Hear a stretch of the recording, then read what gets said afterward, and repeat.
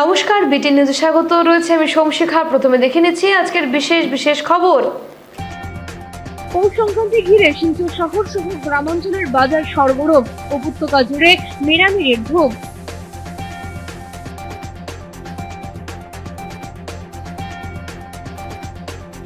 প্রতিশ্রুতি পর হাইলাকান্দি গাগলাচড়া থেকে বিলাইপুর সড়ক সংস্কারের কাজ শুরু হয়নি। 7 দিনের সময়সীমা জাতীয় সড়ক অবরোধের হুঁশিয়ারি। নরসিংপুর দ্বিতীয় খণ্ডে ভারতমালা প্রকল্পে সড়ক নির্মাণের জন্য অধিগ্রহণ করা গিরিজ ও জমির ক্ষতিপূরণ না পাওয়ায় নির্মাণ কাজ বন্ধ করে বাঁশের ব্যারিকেড ক্ষতিগ্রস্ত। সমস্ত বরাকবাসীর জন্য বিনামূল্যে ডায়েট বিশেষজ্ঞের পরামর্শ। হ্যাঁ, ঠিকই শুনেছেন, সমস্ত বরাকবাসীর জন্য সম্পূর্ণ বিনামূল্যে ডায়েটিশিয়ানের পরামর্শ। যে কোনো জটিল রোগ কিংবা লাইফস্টাইল ডিজিজ থেকে মুক্তি পেতে শুধু ঔষধ নয়, দরকার সঠিক আহারও।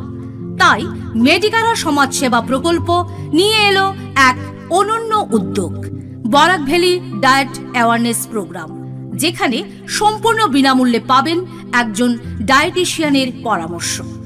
আজই সংগ্রহ করুন ফ্রি কুপন। স্থান মেডিকারা social welfare service, Silchar Ambikapatti ISKCON মন্দিরের পাশে। Mobile number 9365771200। ধন্যবাদ। এবারে বিস্তারিত খবর। মকর সংক্রান্তি উপলক্ষে শহর সহ গ্রামাঞ্চলের বাজার সরগরম হয়ে উঠেছে। মকর সংক্রান্তি উপলক্ষে শহর সহ গ্রামাঞ্চলের বাজারগুলোতে নানা ধরনের দোকান সাজিয়ে বসে আছেন মহাজনেরা। ক্রেতাদের তেমন প্রভাব চোখে পড়ছে না। মকর সংক্রান্তি উপলক্ষে শহর সহ গ্রামাঞ্চলের বাজার সরগরম হয়ে উঠেছে। ফলের দোকান থেকে শুরু করে মুদির দোকান এবং মাছ মাংস সহ চুঙা পিঠের বাঁশ সহ মেরামেরির ঘর বানানোর জন্য ন্যাড়া নিয়ে ব্যস্ত গ্রাহকরা। বাঙালিদের পৌষ সংক্রান্তি বলে কথা, পিঠে পুলি খাওয়া আর মেরামেরি পিকনিক করা এটি বাঙালিদের পরম্পরাগত উৎসব। আর এই উৎসবে শহর এবং গ্রামাঞ্চলের মানুষ একইভাবে আনন্দ উপভোগ করে থাকেন।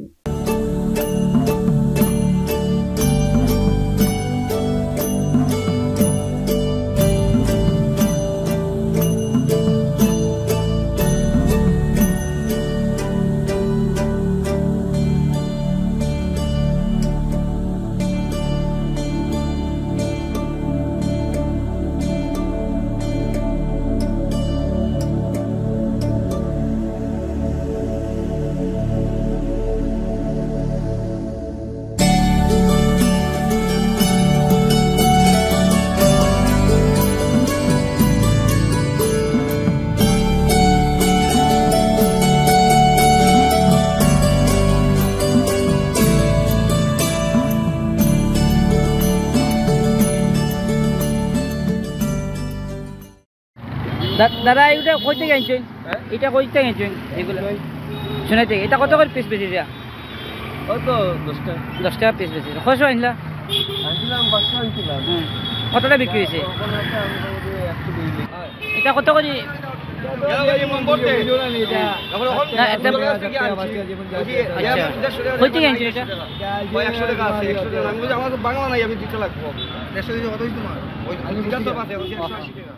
প্রতিশ্রুতির পরও হাইলাকান্দি গাগলাছড়া থেকে বিলাইপুর সড়ক সংস্কারের কাজ শুরু হয়নি। 7 দিনের সময়সীমা জাতীয় সড়ক অবরোধের হুঁশিয়ারি। প্রতিশ্রুতির 15 দিন অতিক্রান্ত হওয়ার পরও হাইলাকান্দি গাগলাছড়া থেকে বিলাইপুর সড়ক সংস্কারের কাজে হাত দেয়নি হাইলাকান্দি পূর্ত বিভাগ। ফলে গোটা এলাকায় তীব্র অসন্তোষ দেখা দিয়েছে। ইতিমধ্যে এলাকাবাসীরা হাইলাকান্দি পূর্ত বিভাগের কার্যালয়ে উপস্থিত হয়ে স্পষ্ট জানিয়ে দেন, আগামী 1 সপ্তাহের মধ্যে সড়ক সংস্কারের কাজ শুরু না হলে জাতীয় সড়ক বন্ধ করে দেওয়া হবে। সাংবাদিকদের সঙ্গে কথা বলতে গিয়ে এলাকার আব্দুল জলিল জানান, প্রত্যন্ত এলাকায় মিজোরামের সঙ্গে যোগাযোগকারী এই সড়কটি অত্যন্ত গুরুত্বপূর্ণ। প্রায় 50,000 মানুষ এই সড়কের উপর দিয়ে যাতায়াত করেন, কিন্তু বিভাগীয় কর্তৃপক্ষ এবং রাজনৈতিক নেতাদের সদিচ্ছার অভাবে ভুক্তভোগী এলাকার মানুষ।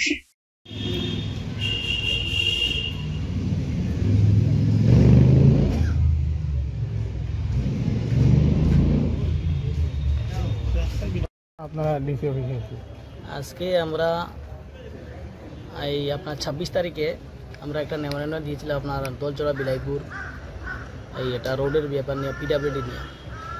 তার মধ্যে আমরা তো 15 দিন টাইম দিয়েছি, কিন্তু আমরা তো নিজে বলছিলাম 10 দিন। এখন 15 দিনের ওভার হয়ে গেছে, ওরা কোনো এখনও পর্যন্ত কোনো অ্যাকশন নিয়ে নেয়। কিন্তু এখন আমরা আরেকটা মেমোরেন্ডাম দিয়েছি যে আজকে আপনার পিডাব্লিউডি দিয়েছি, পিডাব্লিউডি আপনার এরপরে আপনার ডিসি স্যারের দিয়েছি, ডিসি স্যার দেওয়ার পরে আপনার এই এডিসি স্যারে আপনার ফরওয়ার্ড করছেন, এডিসি স্যারে আবার আপনার ডেভেলপমেন্টও দিয়ে দিয়েছেন। তখন বলছেন আমরা যে 3-4 জনের লম্বা নিয়ে নিয়েছেন, কোন লম্বা নিয়েছেন বলছেন ঠিক আছে আমরা কন্ট্যাক্ট করবো, আর যেগুলো ইয়ে হবে আমরা আপনার হোয়াটসঅ্যাপের মাধ্যমে আমরা বলে দেবো কী হয়।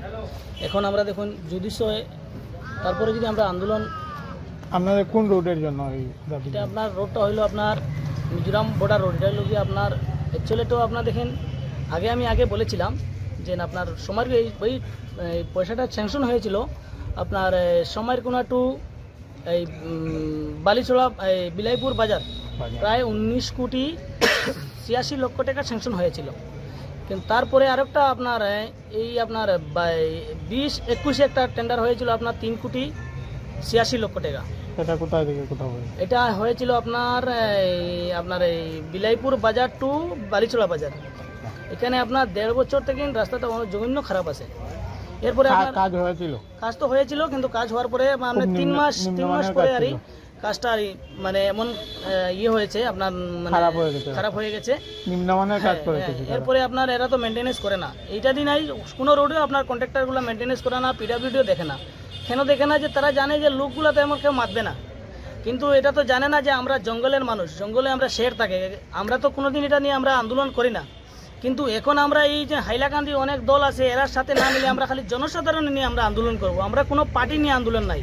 কিন্তু আমরা যদি 7 দিন ভিতরে যদি এই আমার দাবিটা পুরা হয় না, 100% আমরা আন্দোলন করার বাধ্যতা হবে।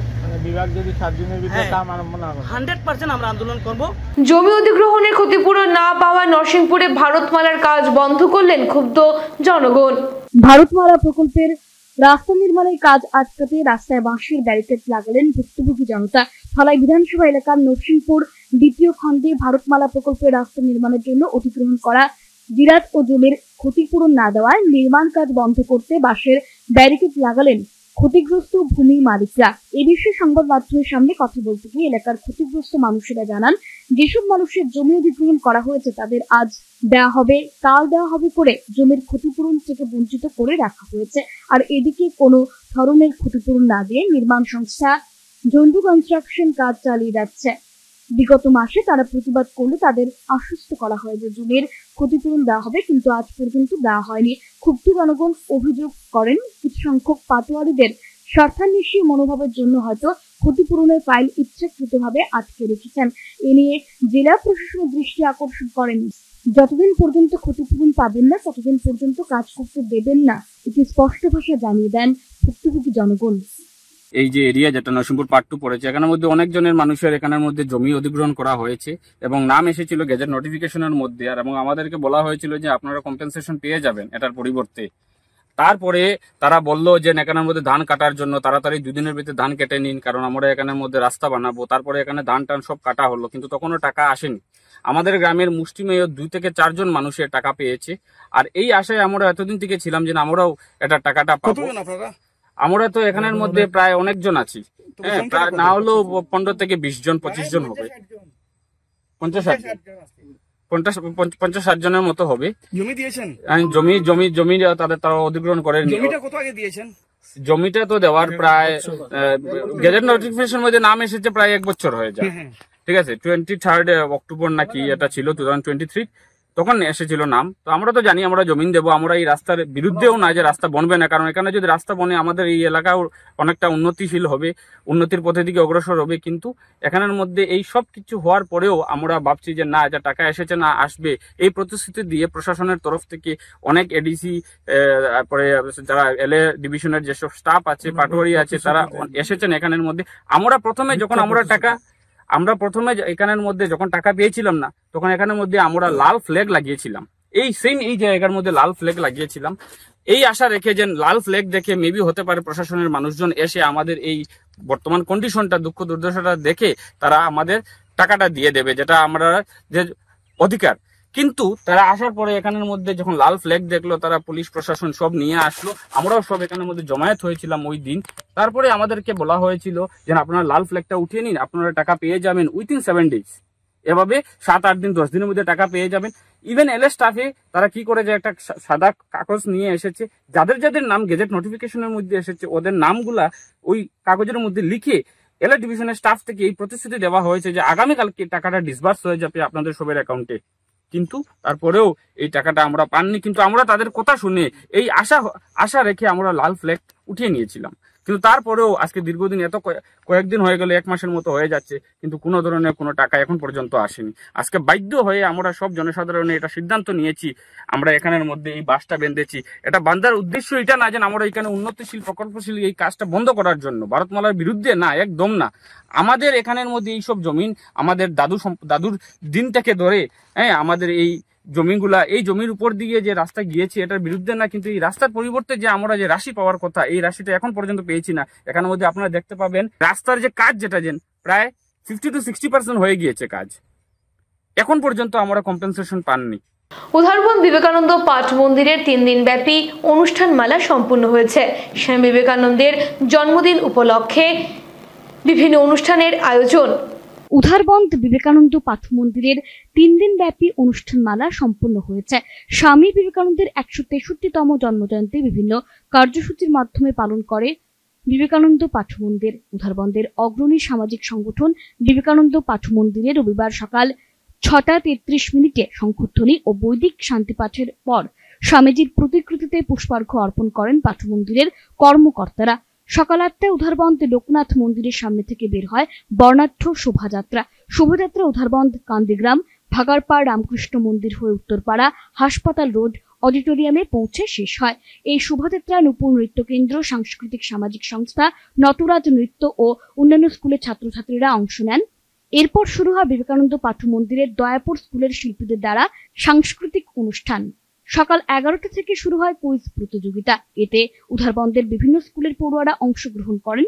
সন্ধ্যে 6টায় স্বামী বিবেকানন্দের প্রতিকৃতির সম্মুখে প্রদীপ প্রজ্বলন করে শুরু হয় সাংস্কৃতিক অনুষ্ঠান। এই অনুষ্ঠানে উপস্থিত ছিলেন উধারবন্দের বিধায়ক মিহিরকান্তি সোম, সাংসদ পরিমল শুক্লবৈদ্য, প্রাক্তন জেলা পরিষদ প্রবাল চন্দ্র, প্রাক্তন আঞ্চলিক পঞ্চায়েত সদস্য অমিতাভ সিং, উধারবন্দ থানার ওসি শিম তেমুং, কনাদ পুরকায়স্থ ব্রজেশ্বর সিনহা ও উধারবন্দ মন্ডল বিজেপি সদস্য উমাশঙ্কর ভট্টাচার্য, নবারুণ চক্রবর্তী। এবার আমরা মিশন ছাড়াও প্রায় আরো 100টি বস্ত্র বিতরণ করেছি। শীতকালে শীত বস্ত্র দেওয়া হয় বিশেষ করে ব্ল্যাঙ্কেট বিভিন্ন অঞ্চলে। কালী পুজোর সময় যেসব অঞ্চলে আলো পৌঁছায়নি, বিদ্যুৎ এখনো পৌঁছায়নি, এবার যেমন হাফলং বর্ডারে একটা গ্রামে লৌদি গ্রাম বোধহয়, এখানে 9টা পরিবারে সোলার লাইট দেওয়া হয়েছে এবং এইরূপ একটা খুব দূরের অঞ্চলে একটাতে আমরা 7টা ফিল্টার দিয়েছি যেখানে পানীয় জলের খুব অসুবিধা। নিয়মিত মাসিক সেবা কাজ হিসাবে আমাদের সদস্য ডক্টর কনকদীপ শর্মার সহায়তায় এবং আরো কিছু সদস্যের সহায়তায় আমরা এবারও প্রায় 37 জন ক্যাটারেক্ট রোগী এবং চক্ষু রোগীদের শিলচর মেডিকেল কলেজে অপারেশন করিয়েছি তাদের, এবং একটি ছেলে, কম বয়সের ছেলে ছিল, সেটি প্রায় অন্ধ হয়ে গেছিল, ওটাকে চিকিৎসা করে প্রায় এখন দৃষ্টিদান দেওয়া হয়েছে। 1863 সনে জন্ম, আর অল্প দিনেই সমগ্র পৃথিবীতে উনি যেভাবে নিজের দর্শন রেখে গেছেন তা প্রত্যেকে আমরা, বিশেষ করে যুব সমাজকে প্রেরণা দেওয়ার জন্য যেসব কথা বলেছিলেন। তারপর উনি শিকাগো শহরে উনার বক্তব্য যে সমগ্র বিশ্বে প্রশংসা করেছে। আজ এই বিবেকানন্দ বিদ্যাপীঠের যে উনাদের যে ব্যবস্থা চালিয়ে যাচ্ছেন, আমি এখানে প্রশংসা না করলে হয় না। আমাদের স্যার হরিহর স্যার, শুরুতেই দেখছি উনার যে প্রয়াস এই যুবক ছেলেদেরকে নিয়ে আর এই যুবক ছেলের কারা একদম নিষ্ঠার সঙ্গে আমি দেখেছি, তাদের সঙ্গে প্রায়ই আমার কথাবার্তা হয়। এই প্রত্যন্ত এলাকায় চানকিরা এলাকায় একটা বিদ্যালয় ওরা চালু করে রেখেছে, আর প্রত্যেকটা ছেলে আদর্শবাদী আমার কাছে মনে হয়েছে। কীর্তন আশ্রয়ের পক্ষ থেকে প্রতি বছরের মতো শ্রী চৈতন্যদেবকে নিয়ে নগর সংকীর্তনের আয়োজন। মঙ্গলবার নগর কীর্তন। কীর্তন আশ্রয়ের পক্ষ থেকে প্রতি বছরের মতো শ্রী চৈতন্যদেবকে নিয়ে নগর সংকীর্তনের আয়োজন করতে যাচ্ছে কীর্তন আশ্রয়। কীর্তন আশ্রয়ের কর্মকর্তার সাথে অন্যান্যরা পায়ে পা মিলাবেন নগর সংকীর্তনে। পৌষ সংক্রান্তির পূর্ণ সকালে মঙ্গলবার নরসিংহতলা ময়দান থেকে শুরু হবে নগর কীর্তন এবং হরিলুটের মাধ্যমে সমাপ্ত হবে। এই উপলক্ষে সবার সহযোগিতা কামনা করা হয়েছে। শুধু শিলচর নগরবাসী আমরা অর্থাৎ কীর্তন আশ্রয় প্রতি বছরই আয়োজন করে থাকে নগর সংকীর্তনের পৌষ সংক্রান্তি দিন সকালবেলা। এবারও আমরা আগামী মঙ্গলবার আগামী দিন সকাল 8টার সময় নরসিংহতলা মাঠ থেকে অর্থাৎ পুকুর পাড় থেকে রওনা দেব এবং শিলচরের কয়েকটা প্রধান সড়ক আমরা পরিক্রমা করে আবার ফিরে আসব নরসিংহতলা মাঠে। ওখানে লুটের কীর্তন হবে, নাম সংকীর্তন হবে। এখানে আমরা যখন নগর পরিক্রমা করব তখন আমরা কীর্তন আশ্রিত গান গেয়েই করব। আপনারা সবাই আসবেন, প্রত্যেকের প্রতি আমাদের ঐকান্তিক আহ্বান রইল, আপনারা দলে দলে আসুন, আমরা এই পরম্পরাগত ঐতিহ্যবাহী নগর সংকীর্তন সার্থক করে তুলি। ধন্যবাদ। নমস্কার। শিলচরের সব সংস্কৃতি প্রেমী মানুষদেরকে আহ্বান জানাচ্ছি যে আমরা আগামীকাল সকালবেলা কীর্তন আশ্রয়ের পক্ষ থেকে প্রতি বছরের মতো এবার আমরা এই নগর সংকীর্তন নিয়ে বেরিয়ে চলবো, পায়ে পা মিলাবো। সবার কাছে অনুরোধ, আপনারা আসুন, আমাদের কৃষ্টি সংস্কৃতি রক্ষার জন্য আমরা এই কাজটুকু করব আগামী প্রজন্মের জন্য। সবার কাছে আহ্বান জানাচ্ছি, আপনারা আসুন, ঘরে বসে না থেকে একটা দিন আমরা সকাল 8টার থেকে শুরু হবে আমাদের সংস্থার প্রধান বলেছেন, তো আমরা ঠিক ওই 8টার সময়ই বের হব। কৈবর্ত সমাজ কল্যাণ মঞ্চের 13টি আঞ্চলিক কমিটির মধ্যে 10টি ইতিমধ্যে গঠন। কৈবর্ত সমাজ কল্যাণ মঞ্চের 13টি আঞ্চলিক কমিটির মধ্যে 10টি গঠন করা হয়েছে। সোমবার এই সংগঠনের কাছাড় জেলা কমিটি গঠন করা হয়েছে। সমাজের বিভিন্ন পেশাদারী সমাজের মানুষদের নিয়ে সংগঠনের আত্মপ্রকাশ ঘটে গত 31শে ডিসেম্বর। সভাপতি পদে নিযুক্তি পেয়েছেন অধ্যাপক ডক্টর পল্লব দাস, সহসভাপতি তপন দাস, শৈলেন চন্দ্র দাস, আইনজীবী অমিভূষণ চৌধুরী, ব্যবসায়ী হিমাংশু কুমার দাস, সাধারণ সম্পাদক আইনজীবী সুবীর চন্দ্র দাস, সাংস্কৃতিক সম্পাদক পিনাকি দাস, ক্রীড়া সম্পাদক অষ্টলাল চৌধুরী, প্রচার সম্পাদক বকুল দাস সহ আরো অন্যান্যরা। এবং হাইলাকান্দি মিলিয়ে আমরা একটা আর জেলা কমিটি তৈরি করব। আজকে আমাদের কাছাড় জেলার যে কমিটি একটা পূর্ণাঙ্গ রূপ পেয়েছে। এর নবনিযুক্ত প্রেসিডেন্ট মনোনীত হয়েছেন সর্বসম্মতিক্রমে এনআইটির অধ্যাপক পল্লব দাস। এর জেনারেল সেক্রেটারি হিসেবে মনোনীত হয়েছেন সুবীর চন্দ্র দাস, কাছাড় বার অ্যাসোসিয়েশনের আইনজীবী। এছাড়া আমাদের 6 জন বিপি আছেন, যে প্রাথমিক যে পদক্ষেপগুলো, এই পদক্ষেপগুলো যাতে পূর্ণাঙ্গ রূপ হয়, তাই সব দিক যেন ফিল আপ হয়, ওই দিকটা মাথায় রেখে করেছি। আর এই সমাজ বা এই মঞ্চটা তৈরির পেছনে একটা বিশেষ উদ্দেশ্য হলো, আমরা নিজেরা দেখেছি যে আমাদের সমাজ আজকের দিনে যতটুকু উন্নয়নের পথে এগিয়ে যাবার কথা ছিল ততটুকু উন্নতি হয়নি, কিন্তু মানে সার্বিক ক্ষেত্রে আপনি অর্থনৈতিক দিকে বলুন, রাজনৈতিক দিকে বলুন, আমাদের পার্টিসিপেশন কিন্তু কম। জনসংখ্যা যদি ধরলাম আনুমানিক আমাদের বরাকবেলিতে কৈবর্ত জনসংখ্যা যদি হয় 2.5 থেকে 3 লক্ষ, তাহলে হাতে গুনে দেখুন রাজনৈতিক পার্টিসিপেশন কিন্তু কম। ওই দিকটা একটু দেখা। আমাদের একটা উদ্দেশ্য আছে যে বরাক ভ্যালি কৈবর্ত ডেভেলপমেন্ট কাউন্সিল সরকারের কাছে দাবি করব। সরকার বাহাদুরের কাছ থেকে যদি আমরা পাই তাহলে আমরা খুবই খুশি হব, বিভিন্ন সেক্টর আমাদের ডেভেলপ হবে। এছাড়া এই কমিটি যেগুলো করতে পারে, যা করতে পারে, সেটা হচ্ছে সামাজিক, সাংস্কৃতিক এবং শৈক্ষিক দিকে আমরা গুরুত্ব দেব। আসাম বিশ্ববিদ্যালয় এক ভারত শ্রেষ্ঠ ভারত উদ্যোগের আওতায় যুব সমাগম অনুষ্ঠিত। আসাম বিশ্ববিদ্যালয় এক ভারত শ্রেষ্ঠ ভারত উদ্যোগের আওতায় যুব সঙ্গম 5ম পর্যায়ের বহুল প্রতীক্ষিত উদ্বোধন অনুষ্ঠিত হলো। ভারতবর্ষের বিভিন্ন অংশের যুব সমাজের মধ্যে বন্ধন দৃঢ় করার লক্ষ্যে আয়োজিত এই অনুষ্ঠানে ছত্তিশগড় থেকে আগত একটি বিশেষ দল উপস্থিত ছিল। শিলচর লোকসভা কেন্দ্রের মাননীয় সংসদ সদস্য শ্রী পরিমল শুক্লবৈদ্য এই অনুষ্ঠানে প্রধান অতিথি ছিলেন। বক্তব্যে তিনি সাংস্কৃতিক বিনিময়ের গুরুত্ব এবং আঞ্চলিক বিভেদ দূর করতে যুব সমাজের ভূমিকা তুলে ধরেন। তিনি বলেন, এই ধরনের বিনিময় প্রক্রিয়া যুব সমাজকে বিভিন্ন রাজ্যের বৈচিত্র্য, ঐতিহ্য এবং উন্নয়ন সম্পর্কে জানার সুযোগ দেয়, যা জাতীয় সংহতির অগ্রগতিতে সাহায্য করে। আসাম বিশ্ববিদ্যালয়ের উপাচার্য এবং কর্মসূচি কমিটির প্রধান পৃষ্ঠপোষক অধ্যাপক রাজীব মোহন পান্ত অংশগ্রহণকারীদের উষ্ণ অভ্যর্থনা জানিয়ে বিশ্ববিদ্যালয়ের দীর্ঘকাল ধরে একাডেমিক এবং সাংস্কৃতিক বিনিময়ের ক্ষেত্রে অবদান তুলে ধরেন। তিনি বলেন, বিভিন্ন পটভূমির যুব সমাজকে একত্রিত করে একটি অন্তর্ভুক্তিমূলক পরিবেশ তৈরির জন্য বিশ্ববিদ্যালয় প্রতিশ্রুতিবদ্ধ। অন্য বিশিষ্ট অতিথিদের মধ্যে উপস্থিত ছিলেন শিলচরের জাতীয় প্রযুক্তি প্রতিষ্ঠান এনআইটির পরিচালক অধ্যাপক দিলীপ কুমার বৈদ্য, যিনি এই ধরনের কর্মসূচি ভবিষ্যৎ নেতৃত্ব গঠনে কতটা গুরুত্বপূর্ণ তা নিয়ে তার মতামত ব্যক্ত করেন। উদ্বোধনী অনুষ্ঠানে বিভিন্ন বিশিষ্ট ব্যক্তিত্বকে ঐতিহ্যবাহী উত্তরীয় প্রদান করে সম্মান জানানো হয়। is testimony to the celebration of the spirit of unity, understanding, mutual respect among the youth of India, and above all foster the love for the nation. Program holds a special place in connecting the diverse cultures, traditions and aspirations of our great nation. Professor Rajiv Mohan Pant, the VC of Assam University, Professor Bhattacharjee, Professor Acharjee, and other dignitaries and participants. Very good morning to everyone. During welcoming, the coordinator introduced me as academic leader. So that is actually true. He has introduced as a leader, in fact.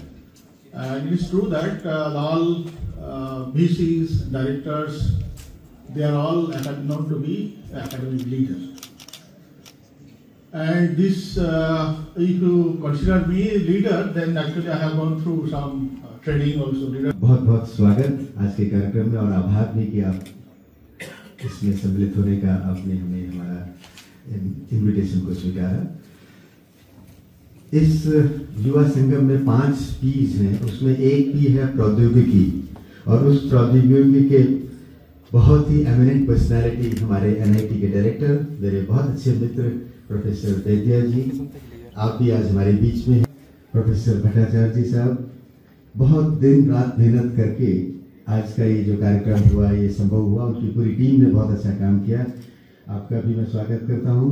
हमारे professor Kapoor जी, जो कि अर्नब जी और भी पूरी team यहाँ पर उपस्थित है, मैं सभी आप लोगों का आभार व्यक्त करता हूँ पहले कि इस कार्यक्रम को आपने आयोजित किया। मेरे सभी असम विश्वविद्यालय परिवार के सदस्य और मेरे छत्तीसगढ़ से आए सभी अतिथिगण, आप सब लोगों को जय जोहार।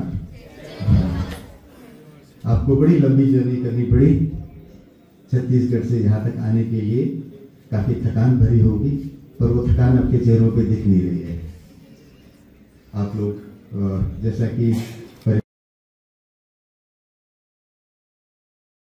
एक्चुअली आज के আমাদের এই যুব সঙ্গম ফেজ 5 প্রোগ্রামে ছত্তিশগড় টিমের সঙ্গে আসাম টিমের একটা সঙ্গমের ইনগরেল প্রোগ্রাম, প্রারম্ভিক প্রোগ্রামটা আরম্ভ হয়েছে আজকে দিন। এবং আজকে এই ইয়েতে আমাদের প্রধান অতিথি ছিলেন মাননীয় সাংসদ পরিমল শুক্লবৈদ্য মহাশয়, উপাচার্য রাজীব মোহন পান্ত ছিলেন আমাদের মধ্যে। এবং এই প্রারম্ভিক বক্তব্যে সবাই আমাদের বিবিধতার মধ্যে একতার কথাটি উল্লেখ করেছেন এবং আমরা পরস্পরকে সবাই যাতে আমরা পরস্পরের সঙ্গে কানেক্ট করতে পারি এবং এক ভারত শ্রেষ্ঠ ভারত এই ফিলসফিকে ধরে আমরা যাতে এগিয়ে যেতে পারি, তার জন্য বিভিন্ন বিশিষ্ট বক্তারা বক্তব্য রেখেছেন এই ইনঅগ্রাল প্রোগ্রামে। এবং এই ইনঅগ্রাল প্রোগ্রামে তারপরে প্রফেসর গঙ্গাভূষণ আমাদের সোশ্যাল ওয়ার্ক ডিপার্টমেন্টের, উনি একটা আইস ব্রেকিং সেশন কন্ডাক্ট করেছেন।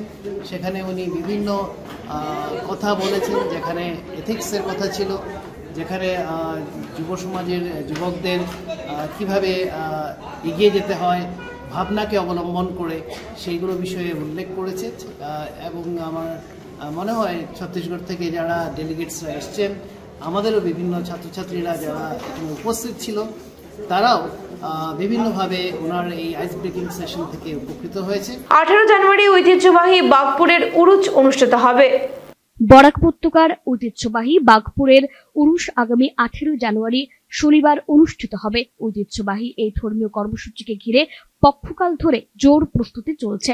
প্রয়াত মকবুল হোসেন বাঘপুরের বিশাল এই ধর্মীয় সমাবেশে হাজার হাজার মানুষের সমাগম ঘটে। তাই এই সমাগমে বসার জন্য নির্মাণ হচ্ছে বিশাল প্যান্ডেল। দিনরাত চলছে কাজ।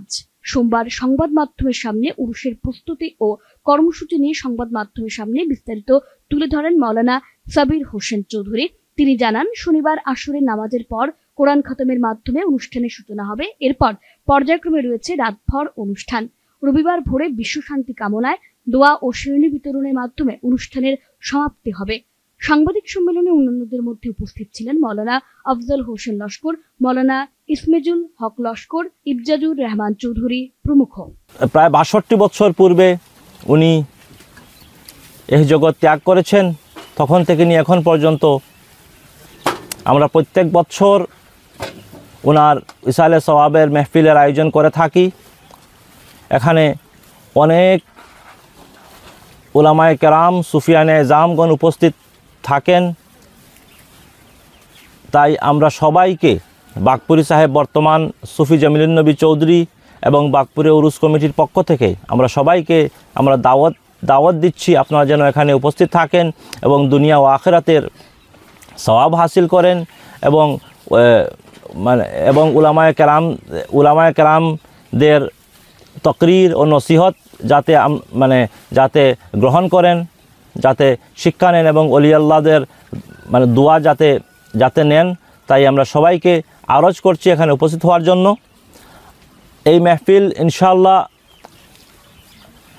বাদ আসর খতমে কুরআন দিয়ে শুরু করা হবে, বাদ মাগরিব তরিকতের খতম, বাদ এশা মেহফিলে মিলাদ, এরপরে ওয়াজ নসিহত, উলামায়ে কেরাম যারা আসবেন তারা ওয়াজ নসিহত করবেন, নাতখানি হবে, হামদ সানা হবে, জিকির আসকার হবে। এরপর বাদ ফজর ইনশাআল্লাহ খতমে খাজেগান, দোয়া ও শিরনির মাধ্যমে আপনার এই মেহফিলের সমাপ্তি হবে ইনশাআল্লাহ। আপনারা সবাই এই মেহফিলে আমন্ত্রিত, আপনারা সবাই আসবেন এবং এই মেহফিলকে সুন্দর সাফল্যমণ্ডিত আপনার করে তোলার জন্য আমি আরজ করছি। ইনশাআল্লাহ অনেক জায়গার আলিম উলামারা এখানে থাকবেন ইনশাআল্লাহ। হাজারো মানুষের চোখের জলে শেষ বিদায় হলো সমাজকর্মী তথা অগপ দলের কেন্দ্রীয় কমিটির সাধারণ পরিষদের সদস্য নজু বরভুইয়ার। রবিবার শিলচর মেডিকেল কলেজ সংলগ্ন উত্তর কৃষ্ণপুরের বাসিন্দা নজু বরভুইয়া রাত 7টা নাগাদ বাড়ি থেকে একটি বিয়ের অনুষ্ঠানে যাওয়ার পথে গাড়িতেই গুরুতর অসুস্থ হয়ে পড়েন। সঙ্গে সঙ্গে ওনাকে নিয়ে যাওয়া হয় শিলচর সিভিল হাসপাতালে। সেখানে উপস্থিত চিকিৎসকেরা ওনাকে মৃত বলে ঘোষণা করেন। পরিবারের সদস্যরা খবর পাওয়ার সঙ্গে সঙ্গে তাকে ঘুঙ্গুর শিলচর মেডিকেল কলেজ ও হাসপাতালে নিয়ে আসেন। সেখানে থাকা চিকিৎসকেরা পরীক্ষা করে ওনার মৃত্যুর কারণ হৃদরোগে আক্রান্ত হয়ে মারা গিয়েছেন বলে জানান। মৃত্যুকালে ওনার বয়স হয়েছিল 54 বছর। তিনি রেখে গেছেন স্ত্রী, 3 পুত্র ও 1 কন্যা, 3 ভাই সহ আরও অনেক গুণমুগ্ধদের।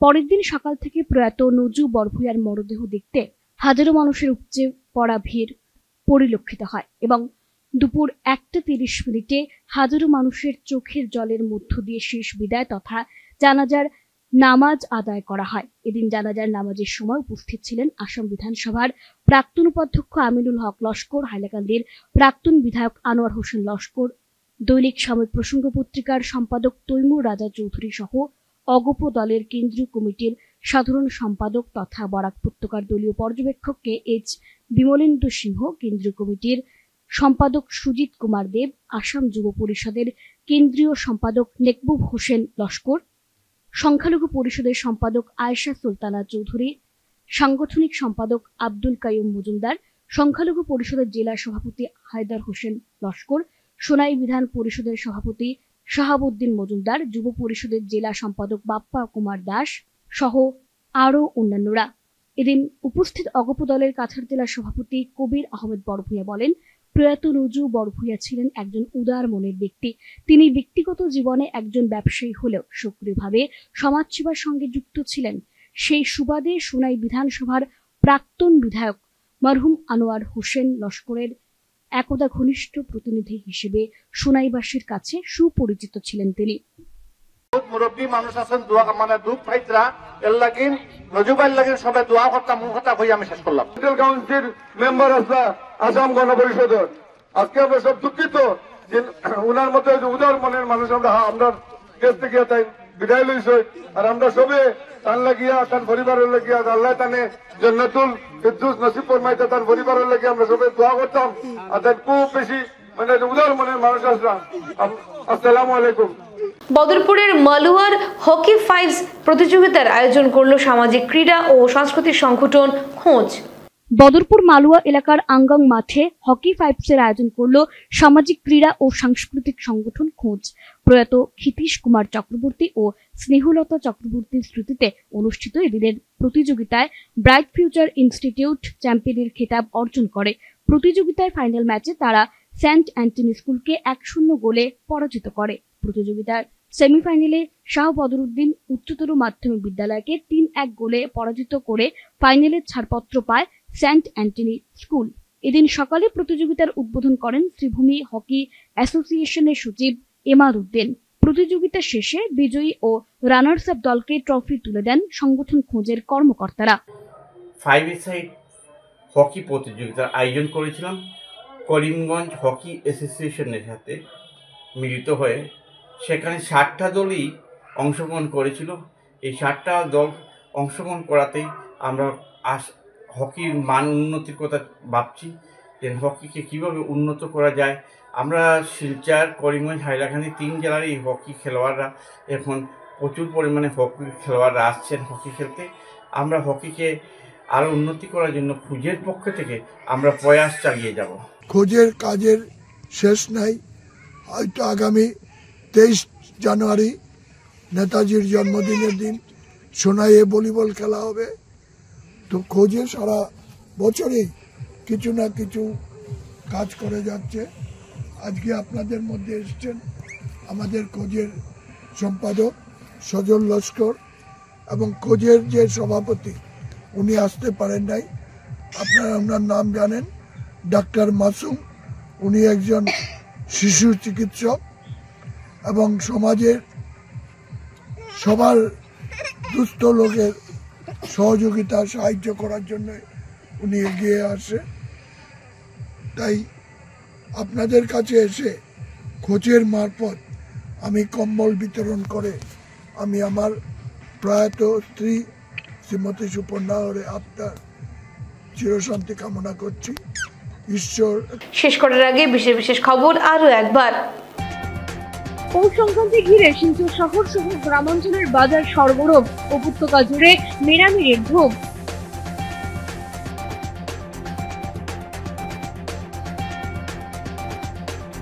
প্রতিশ্রুতি পর হাইলাকান্দি গাগলাচড়া থেকে বিলাইপুর সড়ক সংস্কারের কাজ শুরু হয়নি। 7 দিনের সময়সীমা জাতীয় সড়ক অবরোধের হুঁশিয়ারি।